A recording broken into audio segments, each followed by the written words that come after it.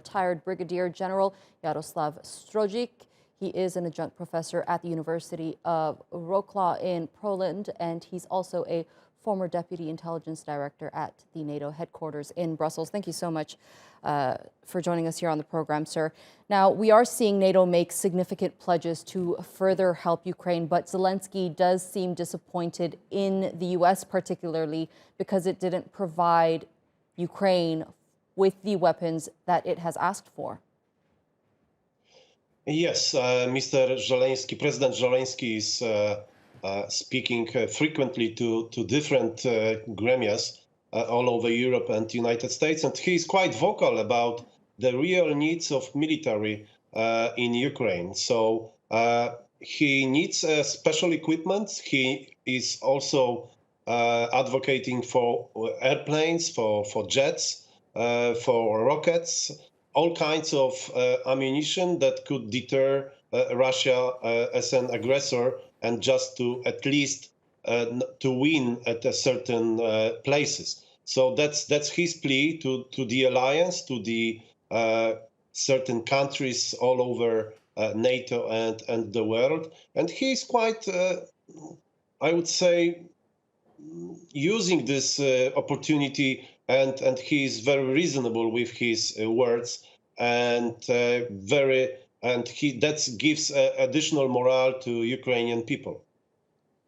The EU and the US has now joined powers in the energy sector somewhat, working together to decrease Europe's dependency on Russian gas. How would this particularly change the geopolitical climate in the region? Yeah, I mean, let's face the reality. Russia is receiving hundreds of millions of euros per day from the oil and gas export. So that money goes simply to the military needs and simply to the military aggression towards Ukraine today. And perhaps one day it could spill over to other countries, to include Poland. So that's why we have to limit those money as much as possible, even nowadays, to limit Russian military power in the future. And that's a very good move from European Union. I understand the difficulty of such action. However, we have to do our best to limit Russian military funds for aggression on Ukraine today and perhaps the other day on other nations. Right, and we are expecting U.S. President Joe Biden to pay a visit to Poland to see firsthand the refugee crisis that Poland is carrying most of the weight of at this current moment. What pledges do you think the U.S. can make to Poland at this point in the crisis?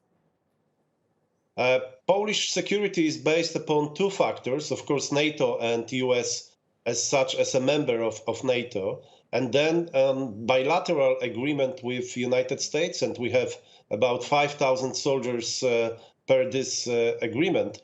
And this visit is very crucial. It's not only sign of solidarity, but also it could, as you rightly mentioned, pointed, it could give additional forces to Poland on permanent basis.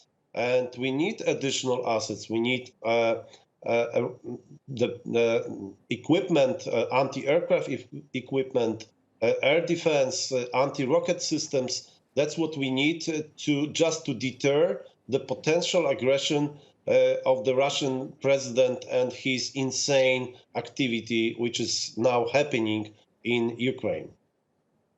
All right, General Jarosław Strozyk joining us there live from Wroclaw in Ukraine. Thank you for that analysis.